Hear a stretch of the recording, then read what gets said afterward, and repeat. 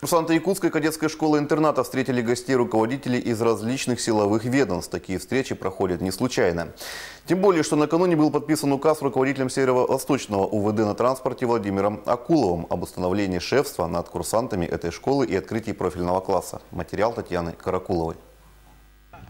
Аял Дмитриев уже определился с выбором профильного класса. В будущем он хочет стать сотрудником транспортной милиции. Ждет не дождется, когда начнутся практические занятия, выезды на полигоны.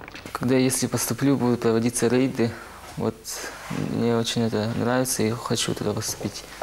Такие встречи в стенах этого учреждения уже стали доброй традицией. Каждый из этих ребят в будущем пополнит ряды защитников Родины. В этот раз своеобразную презентацию провели представители транспортной милиции, МЧС, Управления исполнения наказаний.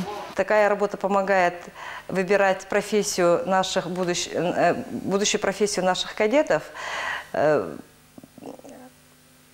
Особенно тем детям, которые остались без родителей, они получают целевые места, и при обучении они имеют свои льготы. В результате такой встречи ребята самостоятельно выбирают профильный класс, а в последующем и профессию. В свою очередь, шефы курсантов намерены сделать все, чтобы обучение не ограничивалось только лекциями. Потому в планах мероприятия в живой форме, которые придут по душе подрастающим мальчишкам. Татьяна Каракулова при содействии пресс-службы Северо-Восточного УВД на транспорте. Таковы главные новости к этому часу. Всего вам доброго и до